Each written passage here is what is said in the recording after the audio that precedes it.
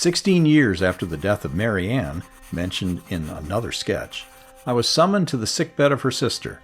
She was a younger sister, whom I had never seen since she was a mere child, and of whose religious character I had no knowledge.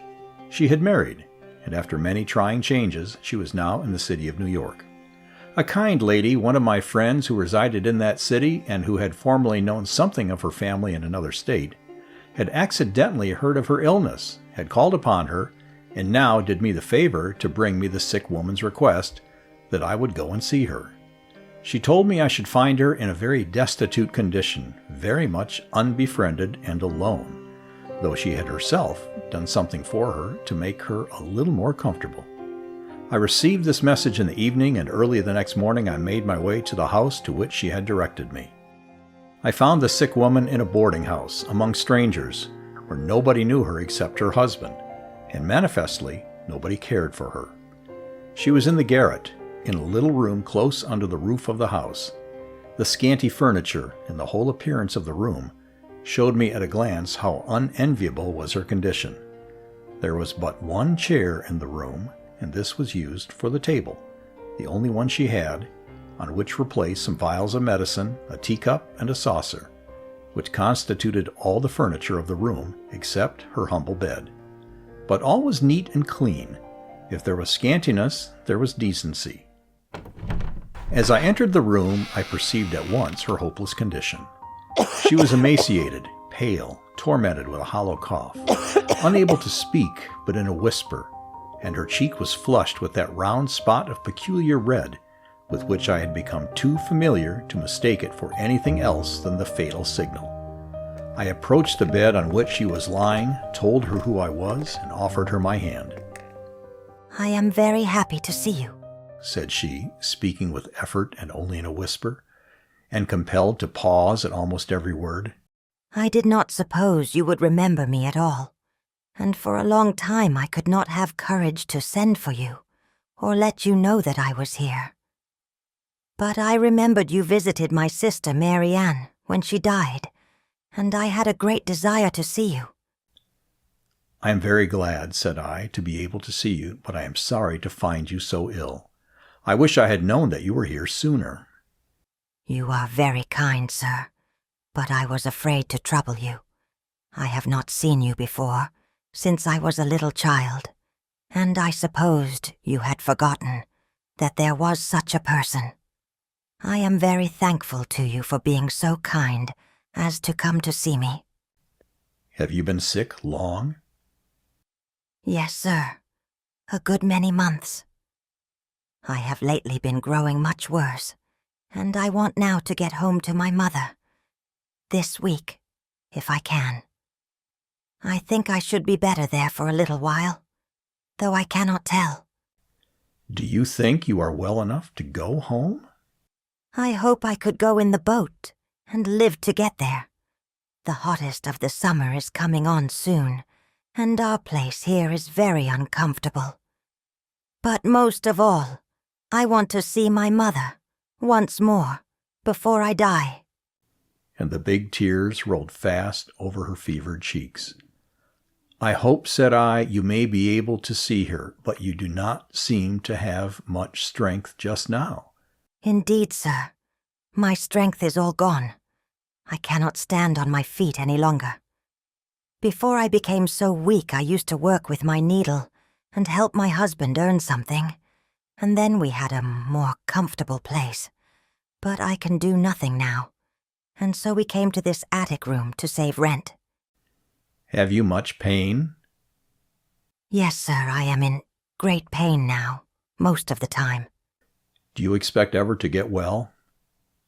"Oh, no, sir. I shall never get well. I know I am to die before long. The consumption is a hopeless disease. This painful cough will soon end my days." "Are you afraid to die?" "Oh, no, sir," said she with a smile. "Jesus is my hope. He will save me." "Trust him," said I. "You trust the eternal rock. He has promised." Interrupting me, she replied, "What can anybody want more than the promises? It seems to me the promises are enough for everybody. So sweet they are, so full. Why, God has promised to make an everlasting covenant with us poor sinners." And tears of joy coursed down her smiling face. I conversed with her as long as I thought it good for her. All her conversation was in the same happy strain. She appeared very much exhausted, and I had little hope that her desire to see her mother once more would ever be gratified. Indeed, I did not think she would live till sunset. I prayed with her, and promising to call again in the afternoon, I left her. Some little arrangements were made for her comfort. In the afternoon, I called there again. She was evidently worse, but her joy was full.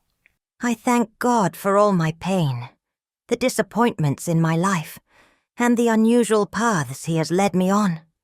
I've faced many trials. My husband didn't succeed as he hoped, and we've often been in distress. But these challenges have been beneficial. Now we have fewer needs. As you know, I can't eat much anymore, and I hope his wages will be enough for him."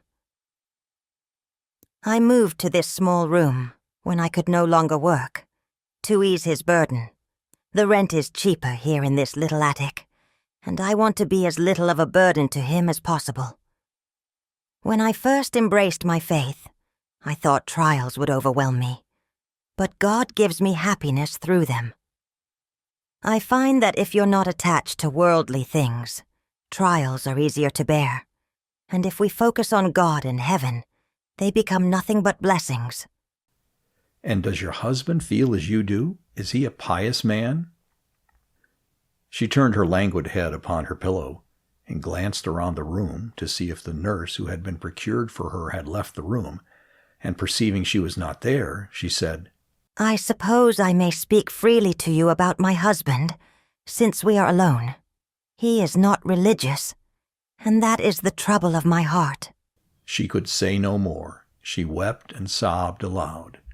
After a little time, becoming more composed, evidently struggling to suppress her emotions, she continued, "I must stop. I can't speak about him. Oh, it seems to me that those who carelessly neglect salvation have never read God's promises. If they had and understood what they meant, they couldn't help but trust them. I am happier now than I have ever been before. It is sweet to endure this pain when Christ fills my soul with such delights." She was now stronger than I had expected to find her. I prayed with her, and promising to see her again the next day, I left her. I was prevented from calling to see her the next morning as I had intended, and when I called in the afternoon I perceived her end was very fast approaching. Her countenance was changed and her pulse more feeble and fluttering. Her voice was now perfectly restored, and she could speak with strong, clear articulation. She mentioned her recovered voice as an instance of God's goodness to her, and both she and her husband took it as an evidence that she might live to reach her home. To me, it was only an evidence to the contrary. She did not appear to be at all aware how near she was to death, and still entertained the hope of starting the next day to go home to her mother. I felt very reluctant to crush that hope, but I thought she ought to be made acquainted with the prospect before her. She was still very weak and in some pain, and when I mentioned her sufferings to her and expressed my sorrow that she had so much to endure, her face lighted up with a glad smile. Said she, "Oh, it is pleasant to suffer, when we know it is our God that brings us to it. He does not afflict me too much. My poor body is weak and almost gone, but my God fills me with the delights of His love. My heart is full of joy. I am perfectly happy. I shall soon be where Christ is, and love Him forever." "I suppose," said I, "you are aware that you can now last but a little while, and are prepared to go at any moment when God bids." "I have no desire, sir, to get well. Why should I have? There is nothing in this world for me. You see, we have nothing. I have parted with all my little furniture and my clothes to get bread and pay our debts, and I don't want the world. It is nothing to me now, and I leave it willingly. I am happy. God makes me happy. Christ is enough for me. I love to trust God's promises. I trust Him for all I want, and He makes me very happy." Death seems like nothing to me. It is my friend. I welcome it. Dying is only a step, and then I shall be at home. At home. And tears of joy coursed down her smiling face. The last word, home, which she had uttered, seemed to remind her of her earthly home, and she added, Tomorrow, I hope to go home to my mother, and see her and all my other friends once more. Perhaps I may. I am afraid not, my dear friend. You are very low, and I wish you to be ready to die at any moment.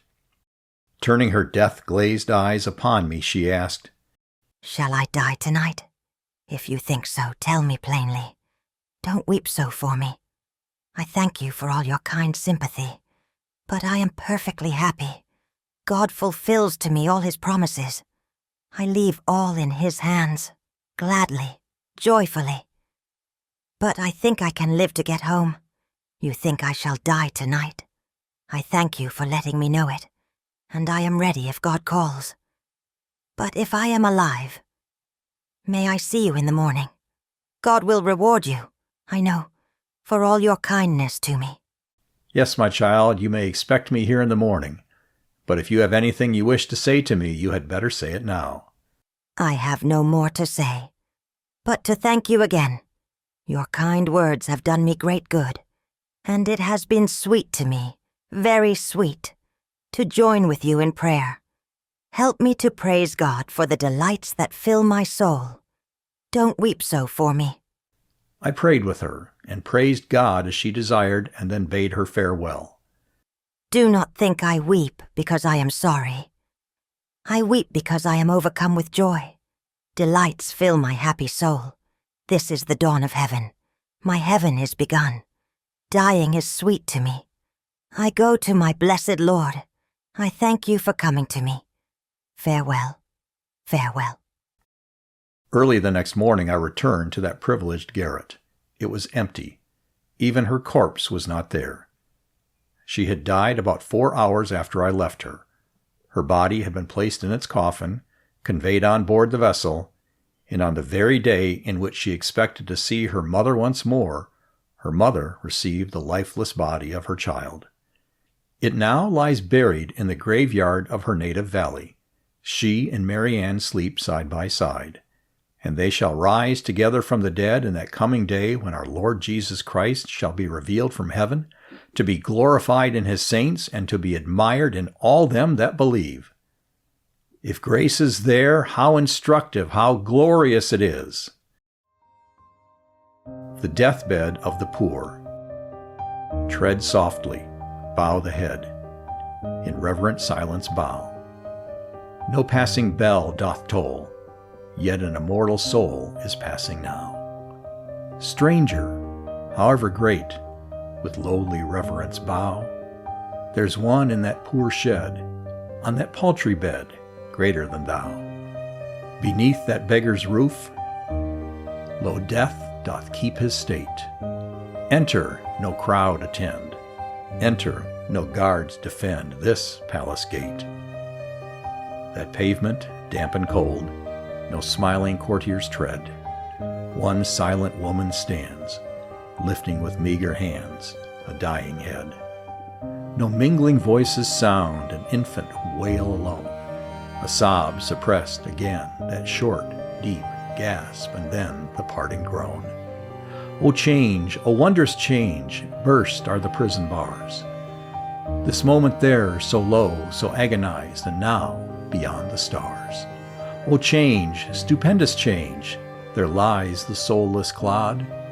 The sun eternal breaks, the new immortal wakes with his God.